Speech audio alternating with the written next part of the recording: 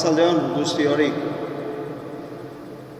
Senideok, Kristoren Paskua 3 egunez ospatzen du Elizak. Gaur, bihar eta igandean, Jesusen Paskua beraren ekaldia, heriotza, iloeratzea eta piztuera ditugu. Jesus jaunaren ekaldi eta heriotzea ospatzen ditugu arratsalde honetan. Baina ahaztu gabe, alderantziz, gure bihotzean gaur ditugula, gure munduan bizitzen ari garen nekaldi eta heriotza. Hainbat dira. Jesusen nekaldi eta heriotzak gureak argitzen eta itxaropenez bizitzen laguntzen digu. Jainko aitak ez zuen Jesus eskutik utzi gurutzean. Berarekin egon zen bizi berri bat emanez. Horregatik, harriduraz, miresmenez eta eskerronez egin dezagun otoiz. Guretzat, garrantzia handia dute gurutze horretatik sortu ziren argia eta bizitza. Elizkizuna, isiltasunean hasiko dugu, otoizkiruan. Jainkoak gizakiongatik egin duenak txunditu egiten gaitu. Une honetan, isiltzea dagokigu. Jainkoaren maitasunezko ekintzei begira egotea. Horrela, egin dezagun bada apaiz egin batera. Sarrera, isilia.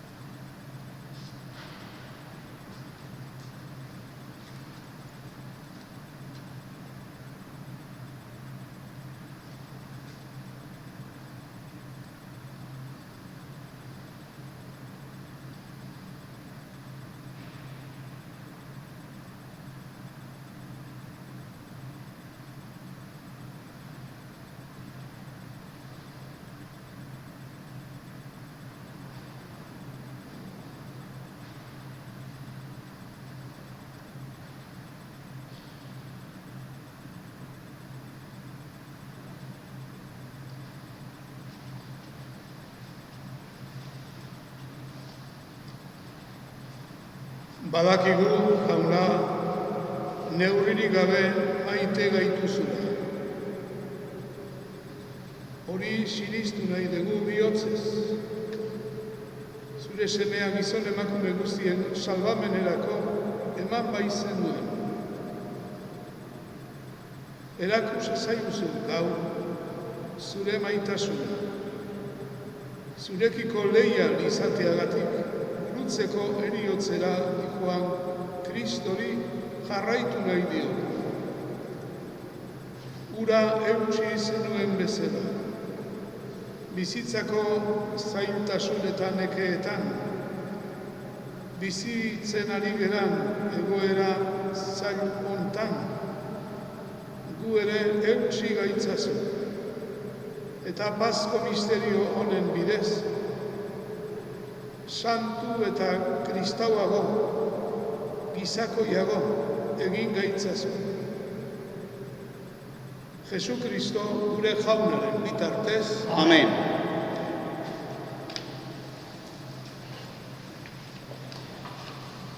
Jaunaren hitzak toki berezia izango du gaurko elizkizunean.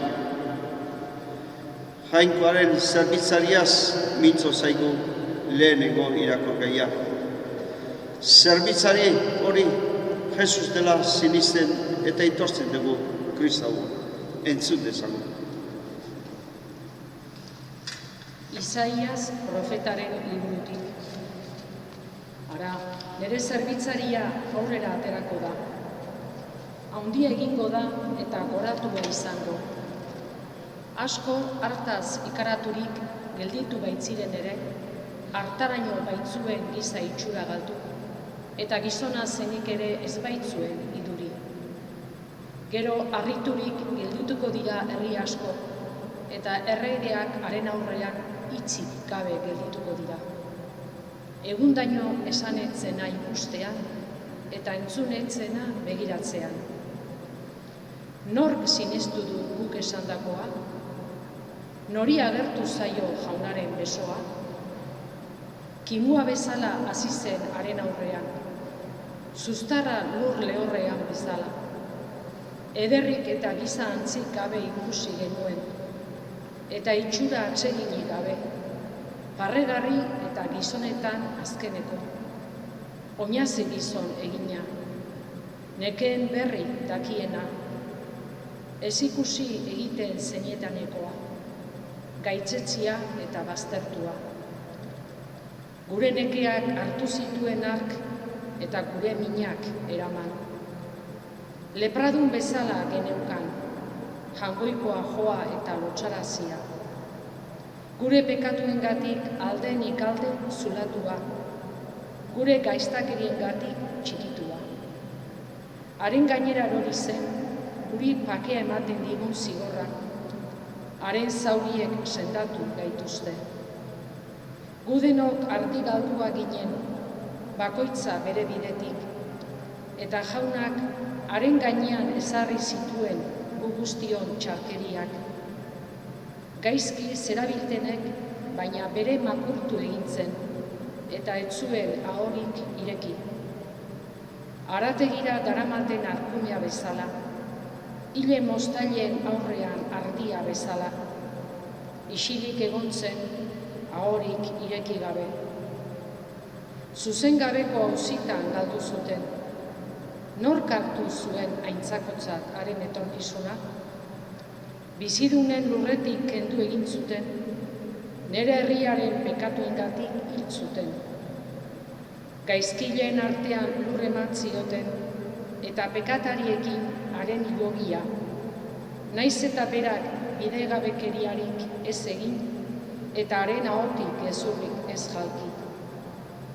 Jaunak nekeetan lehertu nahi izan zuen, bere bizia ordain ematen badu, izango du ondorengo ugari. Luzatuko zaizkio egunak, beteko da jaunaren nahia haren bitartez. Bere oinazen sari ikusiko du argia eta haseko da. Jasan duenaren bidez, nere zerbitzariak zuzentasuna emango dio askori, haien hutsegiteak bere gain hartuz. Horregatik jendetzak emango dizkio nik bere parte, giza taldeak izango ditu harrapakin. Heriotzara eman baitzuen bere burua, eta pekataritzat hartu baitzuten.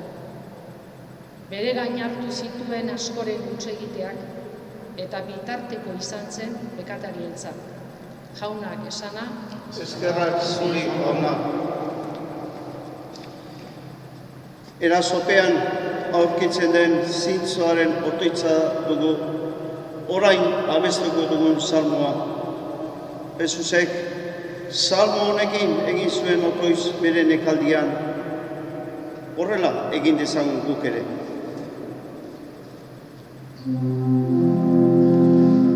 Zure eskuetan dut bizia, azkana zazu, jauna nira. Zugana biltzen naiz jauna, enadi behin ere lotza, zeure zuzetatik honeik anazazu atera. Zure eskuetan uste du neure arnaza, askatuko nauzu jauna, jainko leiana. Zure eskuetan bizina, askana zazu, jauna nira.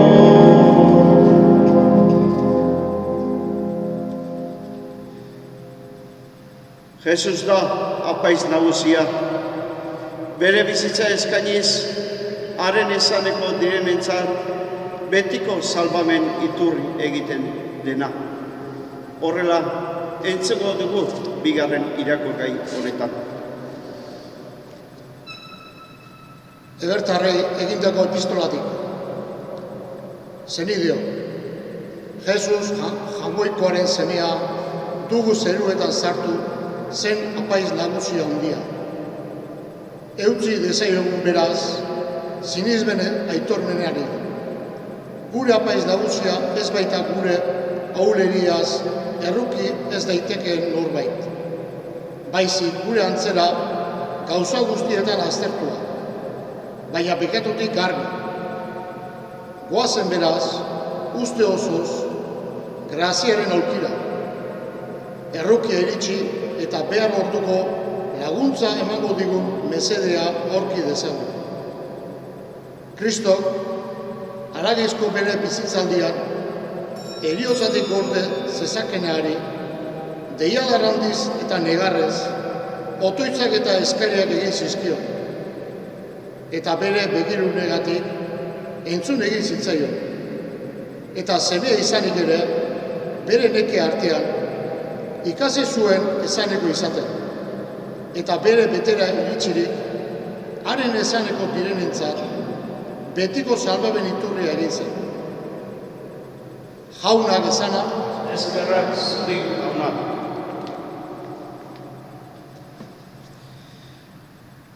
Ereizkizun honetako une nagusia iritsi gara. Nekaldiko evangelioa hotz egingo dugu. Kristo atzo, gaur eta beti. Kristoren nekaldia gaur ere badu salbatzeko ahalmena. Entzun dezagun beraz, eta aurrez abez dezagun Jesu Kristo guri mintza, argi gure bihotza. Jesu Kristo guri mintza, argi gure bihotza. Kristo gugati menpeko egin zen heriotzaren, gurutzeko heriotzaren.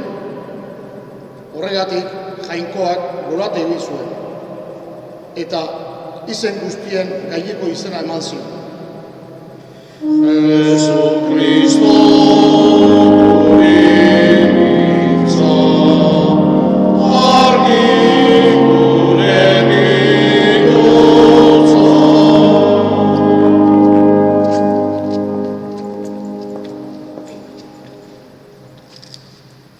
Jesu Kristo gure jaunaren nekaldia San Juanen liburutik.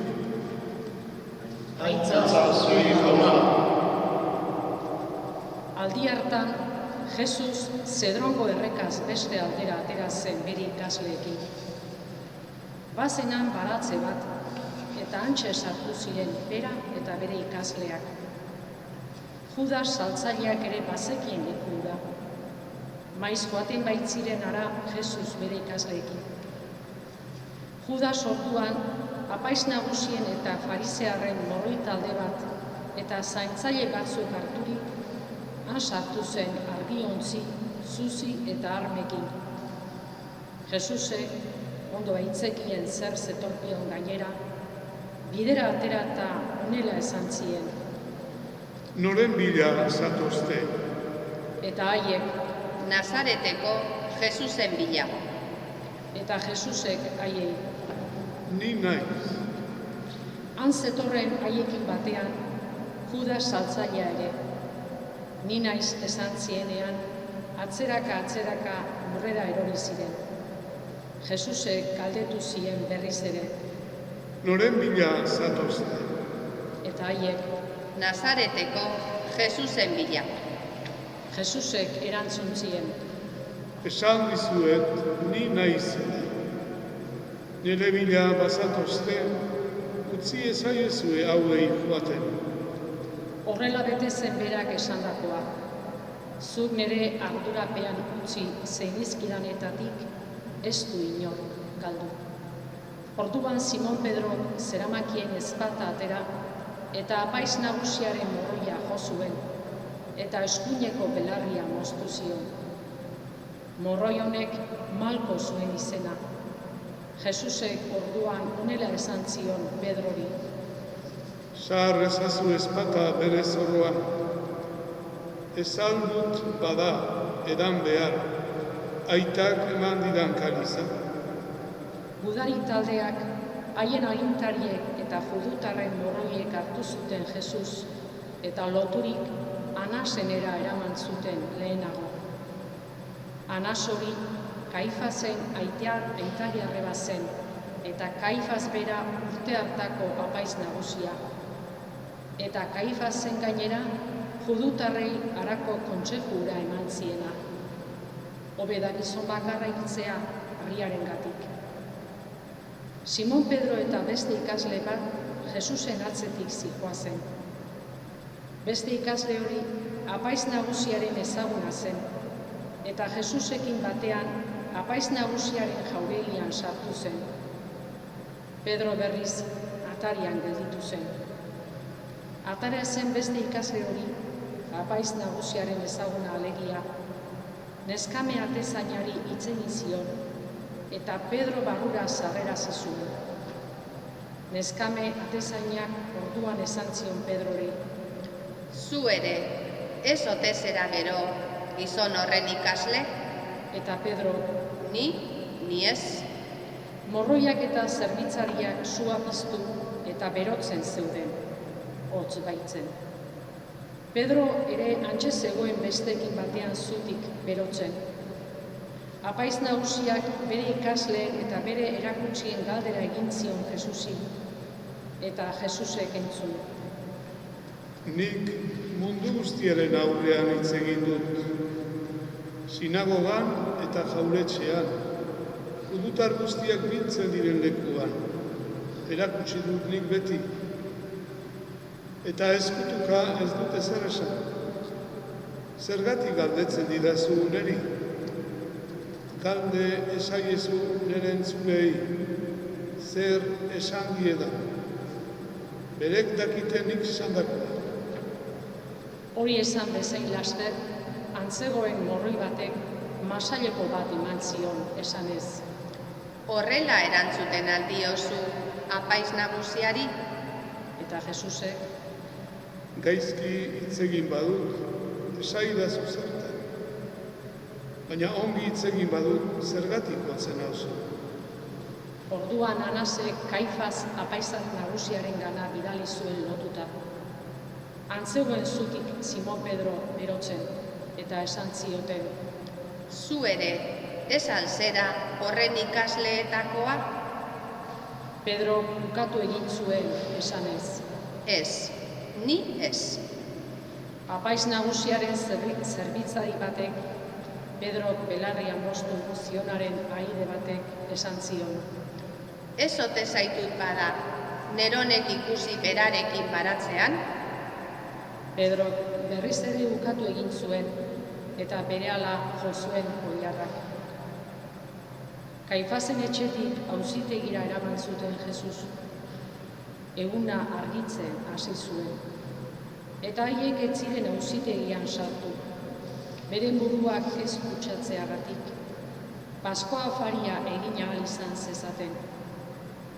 Atera zen Pilato haiek zeuden lekuraino eta esan zien: Zer salakuntza dakartzue gizon honentzat? Eta haiek: Gaizkile ez balitz, ez genizuke ekarriko. Eta Pilato: Eramazue zeurokin eta epaitu zeuron legez. Judutarrek orduan: Guk ez dugu inorriltzeko eskubiderik.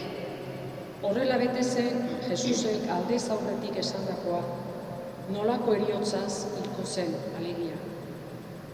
Sartu zen berriz Pilato auzitegira. Deitu zion Jesusi eta esan zion: Zu, judutaren errege alzera? Jesusek erantzun: Zeure buruz galdetzen aldidazu hori, ala besteren batek esan dizu niretzat. Pilatok: Judutarra ote naiz badani? Zure herritarrek eta apaiz nagusiek ekarri zaituzten nigana, zer egin duzu? Jesuse, orduan, Nire erregetza ez da mundu ontakoa. Mundu ontakoa balitz nire erregetza, nire zaintzaileek gogor egingo lukete, nik judutarren esku kendi ez nendi.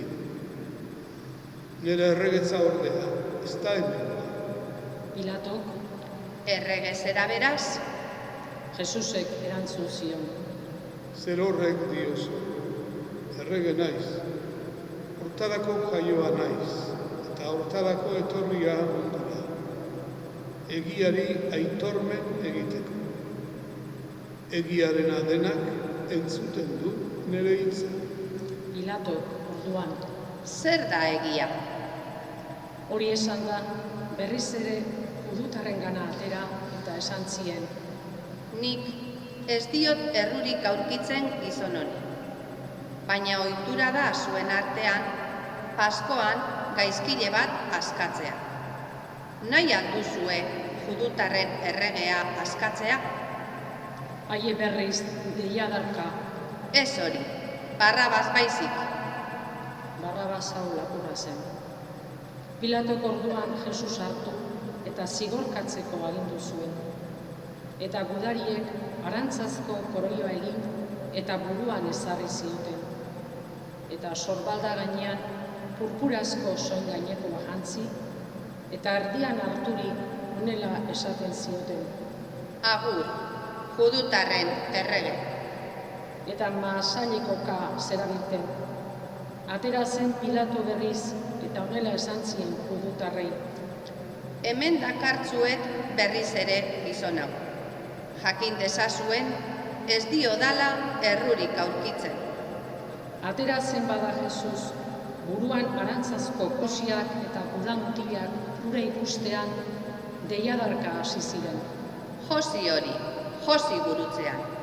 Pilatok ordea, Arrezazue eta josi zeuro gurutzean. Nik ez diot errurik aurkitzen. judutarrek orduan, Guk badugu legea. Eta gure legez, heriotza merezi du.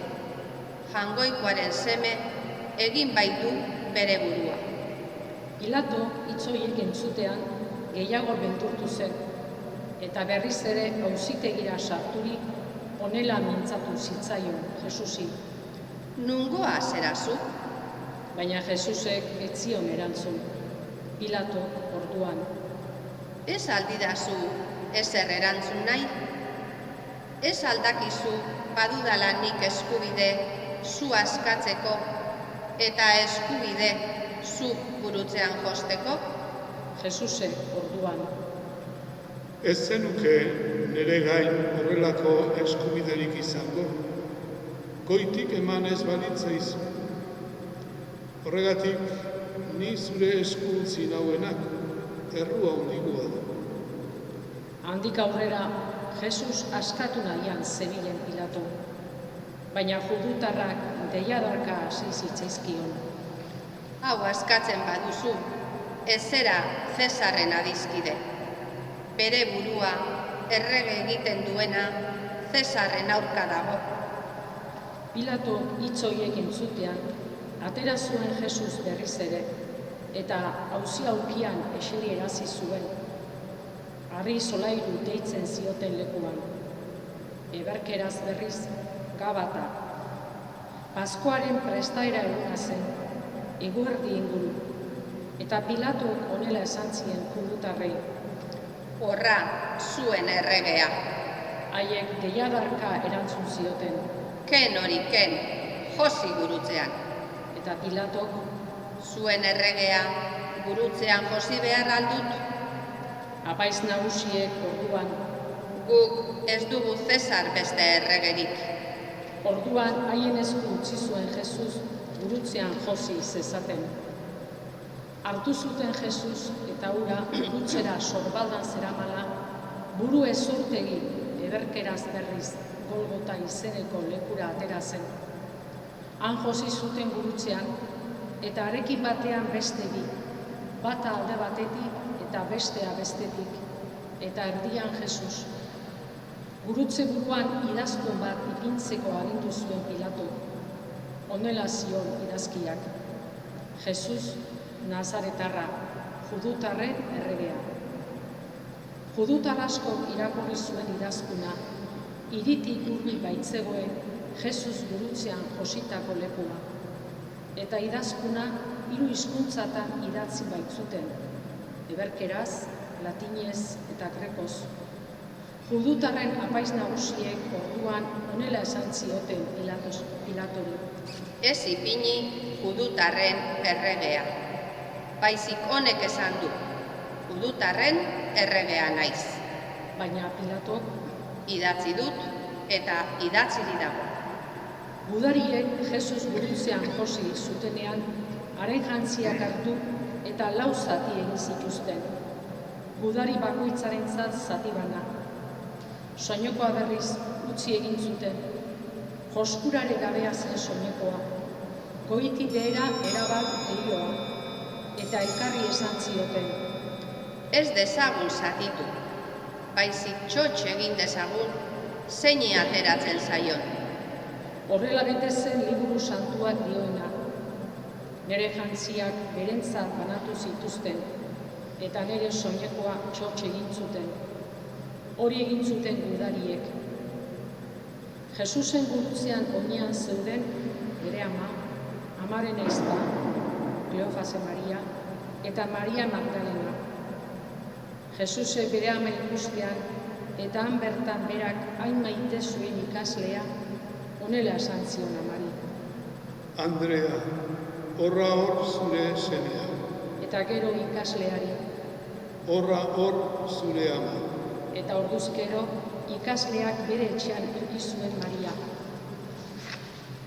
Gero Jesusek dena bete zela ezaguturik, liburu santua bete zedin honela esan zuen: Egarri naiz, Bazenan ozpinez betetako pitxar bat, eta ozpinetan bustitako belaki bat, kainabera muturrean loturik, Espainetara eman zioten.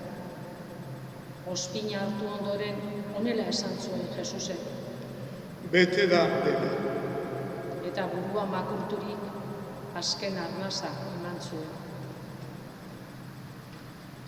Judutarrek orduan prestaera eguna zelako gorputzak larun batez gurutzean geldi ezitezen, larun bat agura egun handia baitzen, berna ezurrak hautsi eta gorputzak handik kentzeko eskatu zioten Pilatori. Etorri ziren gudariak eta Jesusekin batean gurutzean jositako lehenekoari eta besteari berna ezurrak hautsi zizkieten. Jesusengana iritsi zirenean ordea, hila zegoela ikusirik ez zioten berna ezurrik hautsi, baizik eta gudari batek lantzaz saietza zulatu zion, eta berehala odola eta ura atera ziren. Ikusi zuenak berak aitortzen du hori, eta egiazkoa da haren aitormena. Berak badaki egia dioela, zuek ere sinetz dezazuen. Guzti hori liburu santuak dioena betez egin gertatu zen. Ez diote ezurrik hautsiko, bere leku batean, beste leku batean handio. Ikusiko dute zulatu zutena. Gero, Arimatiako Josek, bera ere Jesusen ikaslea baitzen, naiz ezkutuka judutarren beldurrez, Jesusen gorputza eramaten usteko eskatu zion Pilatori. Pilatok eman zion baimena. Hark orduan joan eta eraman egin zuen Jesusen gorputza. Etorri zen Nikodemo ere, lehenengo aldiz Jesus ikustera gauez joanatzena. Mirraz eta aloezko nahaste batetik 100 libra zekarrela. Hartu zuten beraz Jesusen gorputza eta usai gozoz gantzutiri dena oialetan lotu zuten, judutarren ehortzi ohitura den bezala. Jesus gurutzean jositako lekuan bazan baratze bat, eta baratzearen ondoan inor ehortzi gabeko hilobi berri bat, eta judutarrentzat prestaera eguna zelako eta hilobia hurbil zegoelako han bertan ipini zuten Jesus. Jaunak esan. Zer da egia? Zu nungoa zera, Jesusek esaten du ni egiari aitormena egitera etorri naiz. Eta galdera berdinak dauzkagu, eta bizitzen ari geran egoera hontan ere, zenbat galdera sortu diran eta sortzen zaizkigun, era guztietako galderak. Eta begira gaur behar bada ez da galderai erantzunak errez emateko eguna, baizik otoitz egiteko eguna, jaunari begiratzeko eguna. Eta jaunari begiratu eta otoitz egin arnasa hartzeko, arnasa hartu behar du. Hori da, fedearen eragina, balioa, otoitzarena, Jesus kontemplatzea, gurutzean gaur, arnasa hartzeko, ematen digula, grazia, gure bizitzan, arnasa eta itxaropenez, eta gure itxaropenera eusteko, eta aurrera egiteko. ¿Cuántas preguntas estamos viviendo toda esta temporada? ¿Cuántas preguntas nos hacemos, por lo menos las personas que tenemos tendencia a hacernos preguntas ante la experiencia de la vida, que estamos viviendo una experiencia inédita? ¿Cuántas preguntas? Y Jesús, que dice, yo he venido, le dice a Pilato, yo he venido a dar testimonio de la verdad. Y Pilato le responde, ¿y qué es la verdad? Y es una pregunta que está hoy en el corazón de nuestra sociedad. ¿Qué es la verdad? ¿Y dónde hemos de encontrar las fuentes de esa verdad? Nosotros como creyentes hoy miramos y contemplamos al crucificado. Y oramos, es un día de silencio, de oración, de contemplación. Mirar para tomar respiro. Tomar respiro quiere decir para alimentar la esperanza, para comprender lo que es la vida con sus dificultades y saber llevar la cruz con esperanza, con aliento. Eso es lo que nos reúne esta tarde y eso es lo que hemos de hacer también en este momento, en esta oración universal que hace la Iglesia en este día. Y con lo que llevamos en el corazón estos días, con lo que llevamos en el corazón, hacemos oración mirando a ese Jesús crucificado para nuestra salvación.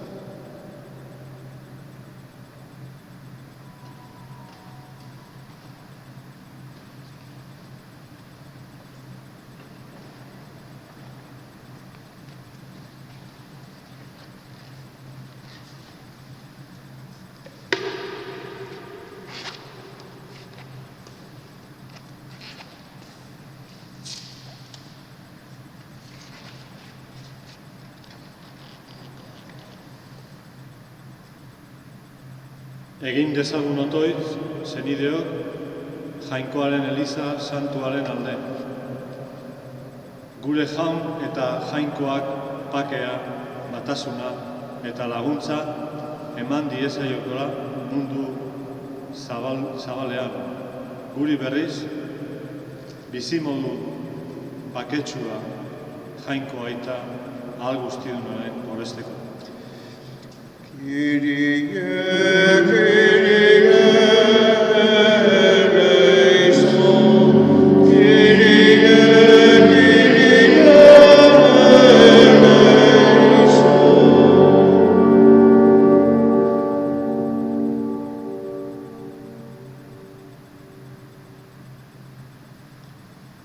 Jainko gure aita, zuk, zure elizak zuzentasunaren eta behartsuenganako benetako aukeraren testigutza eman diozu.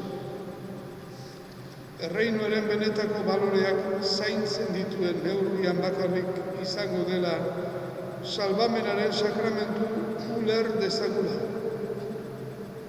Dene benetan gure maisuari jarraituz zerbitzuaren aukera egin dezagula. Izan ere laguntzen ez duen Eliza, ez da ezertarako laguntza, jabetu gaitezela gutaz. Jesu Kristo gure jaunaren bitartez, Amen. Amen. Zenideok egin dezagun otoitz elizkide guztien alde. Erasotuak diren fededun guztien alde. Aita santu eta bataioa hartzeko prestatzen ari diren katekumenoek barne direlari.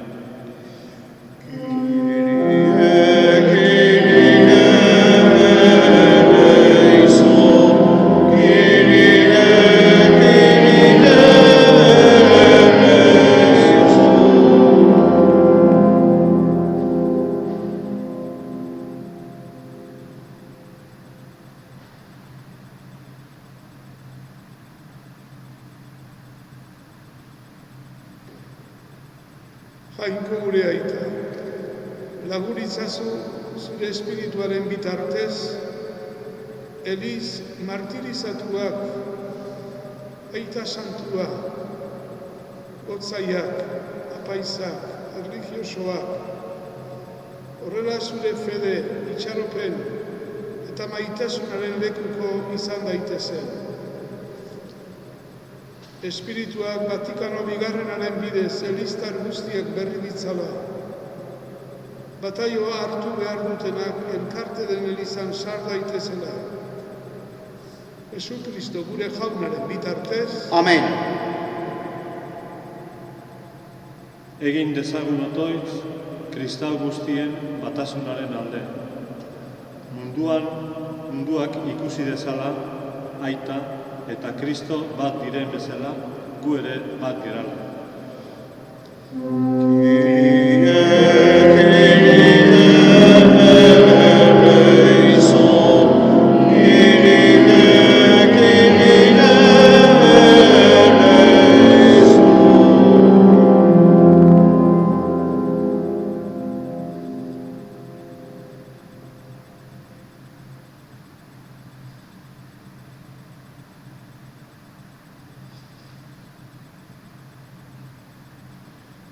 Jainko gure aita, Elizaren batasuna eskatzen dizugu. Urteetan sakabanaturik dago. Ortodoxoak, protestanteak, anglikanoak eta katolikoak batasunaren bidean jar gaitzazu jauna. Ikusi ezinek, eraman ezinek, ez gaitzatela aldendu. Jesu Kristo gure jaunaren bitartez. Amen. Egin dezagun otoitz, gu bezala jainko baten sinisten duten gure zenidek judutar eta islamdikoak alde.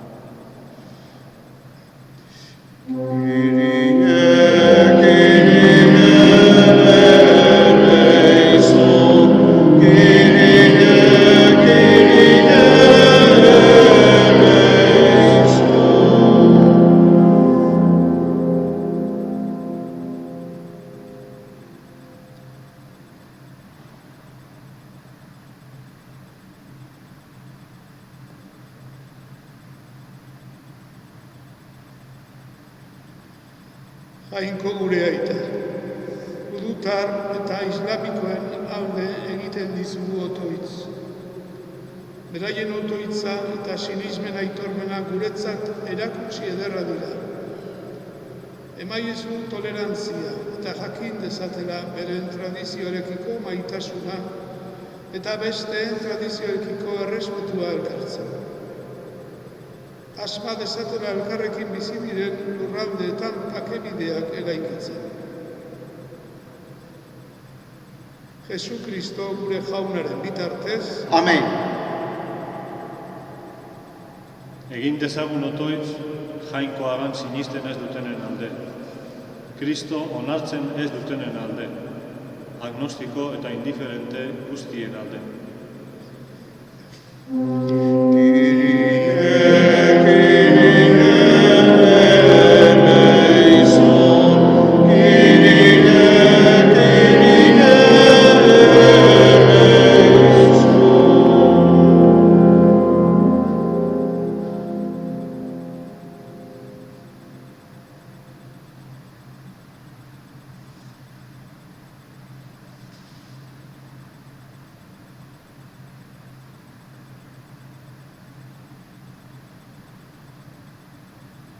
Jainko gure aita, zu bazarela sinisten ez dutenak, Jesu Kristoren jainkotasuna onartzen ez dutenak, giza bizitzaren azpian zure aztarnik nabaritzen ez dutenak, gogoan itzazu, izan itzazu.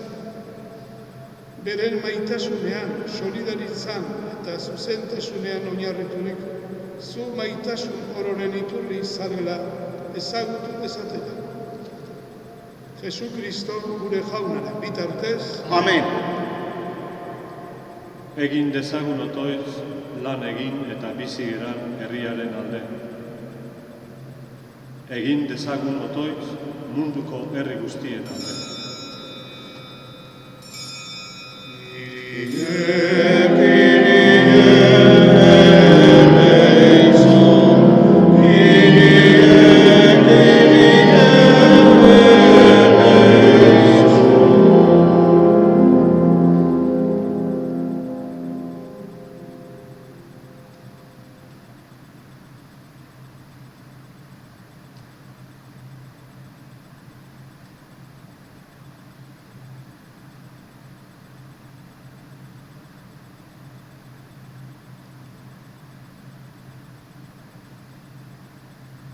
Jainko gure aita, zuk bizileku bat, herri bat eraiki beharrean, eta elkartean bizitzeko gizon emakumeak eman dizkiguzu. Gure gizartean izan gaitezela bakegile, askatasunaren babesle, eta zuzentasunaren sortzaile. Jesu Kristo, gure jaunaren bitartez. Amen.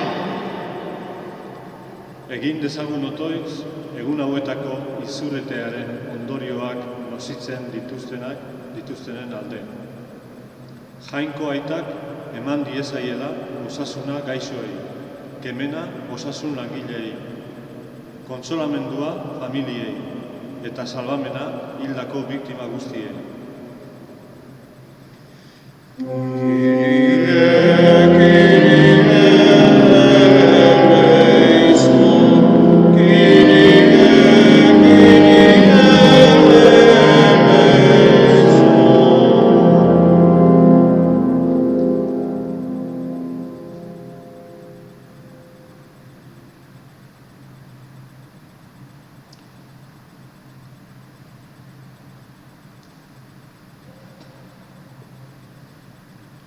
Jainko, aita on eta betierekoa, gaixorik daudenen babesle bakarra. Begira errukiz izurrite hau sufritzen ari diren zure seme-alaba atsekabetuei. Arindu gaixoen nekeminak, sendotu hauek zaintzen ari direnak.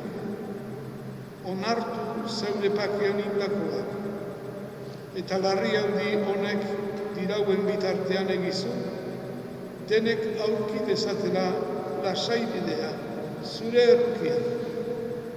Jesu Kristo gure jaunaren bitartez. Amen. Egin dezagun otoiz, gaixoen, behartsuen, baztertuen eta atsekabetuen guztien alde.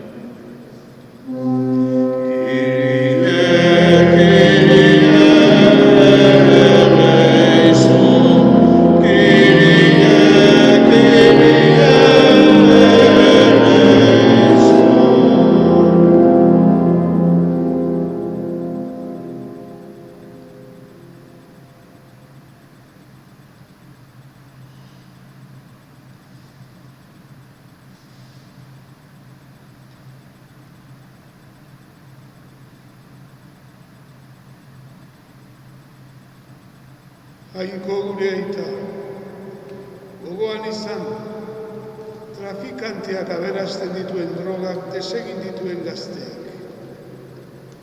Gogoan izan, herri aberatzen solidaritza ezagatik, gozez, akabatzen ari diren herri behar zuen. Gogoan izan, espetxean daudenak. Gogoan izan, hainbat bazterretan desagerturik daudenak. Gogoan izan, emakume gaizki tratatuak, eta guk batzutan itxaropentsu eta bazta. besteetan etxipena jota gaudenok, zugan aurki ezagula pakea, barkamena eta poza.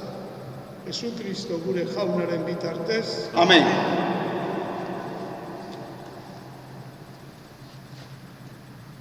Gaurko elizkizunaren bigarren zatira iritsi gara.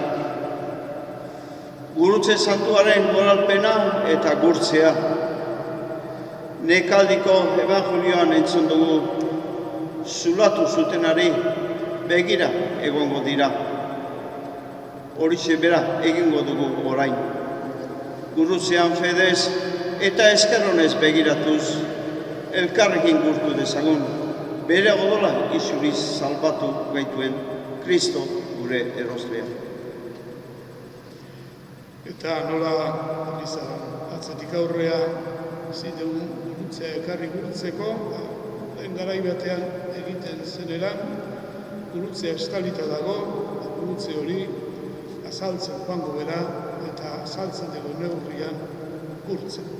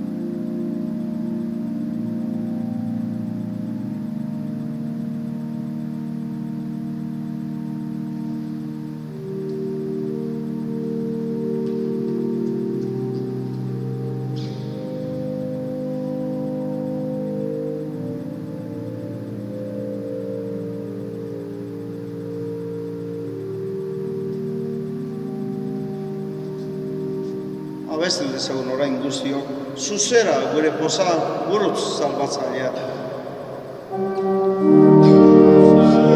Zuzera gure poza gurutz salbatzailea. Zugaiz gainetizu Kristo, zudenen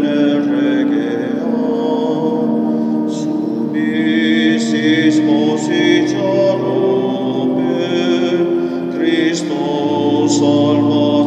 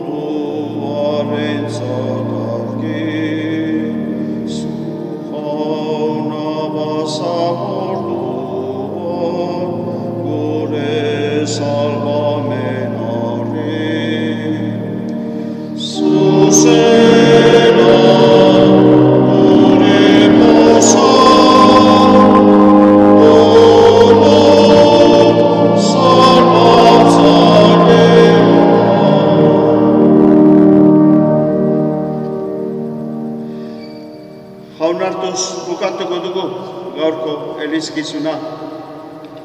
Gurutzean izena, bizi dena. Horregatik atzo, jaunaren afarian zagarututako ogia, Kristo gurutzean eman duen gorputza hartuko dugu orain. Horrela, berarekin elkartuko gera, beraren gatik datorkigun bizi berria hartzeko. Izbatean, Kristoren Paskuan parte hartzeko.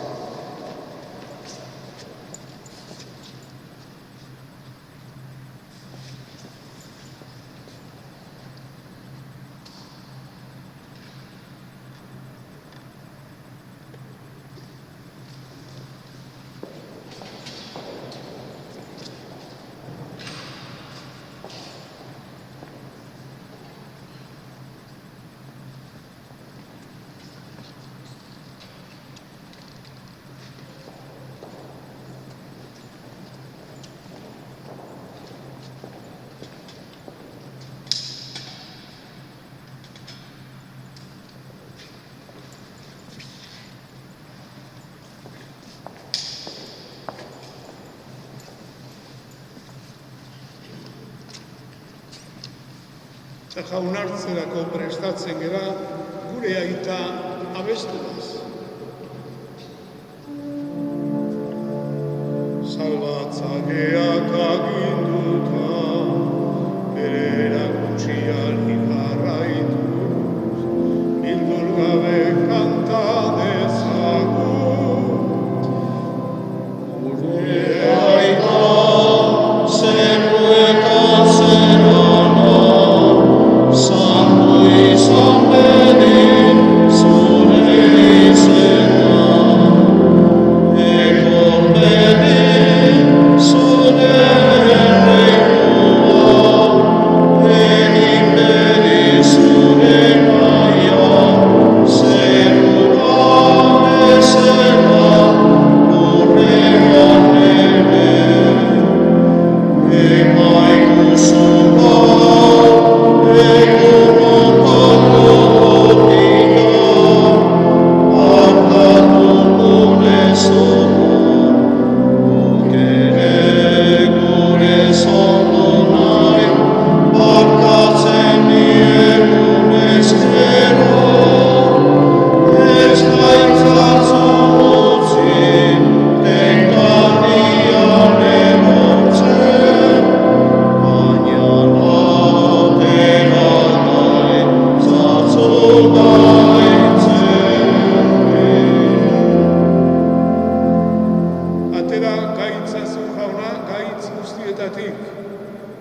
emaiguzu pakea egunotan, zure errukiari esker, pekatutik garbi bizi gaitezen, eta estualdietan sendo, betiko zorionaren itxaropenean, Jesu Kristo gure salbatzailea, noiz etorriko den, zai gaudera. Zura dezu erregetza, zure gozpe eta indarra, orain eta beti. Jesu Kristo gure jauna, zure gorputza eta odola hartzea izan bedi, zure bihotzonari esker, gure gorputzan imen babes eta salbamenerako, eta ez gure hauzi eta kalterako. Ona hemen, angoikoaren munduza, ona munduko pekatua kentzen duena, zoriontsuak jaunaren maila deitu da. Jauna, ni ez nahi Señor zure beretzea sartzeko, baina ezazu izbat eta zenatuko naiz.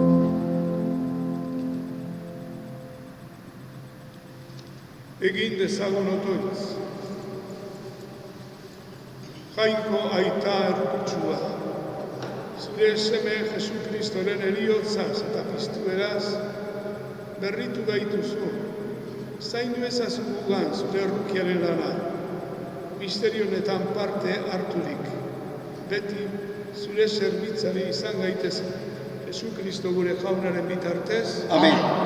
Zure semearen eriotza ospatu dugu jauna, eta haren piztuera santuaren zai gaude, bidalgu gana zeure bedeinkapen ugaria, bedeinkatu berria, etor bekigu zure barkamena, emaiguzu gure egoera hontan zure konsolamendua, sendotu gure sinismena, eta eraman gaitzazu betiko salbemenera, Jesu Kristo gure jaunaren bitartez. Amen. Gaur iluntzean, 9:00 Eleizako kanpaiakin batera, gure balkoetara ertengo gera kandelakin 7 minutu inguruan.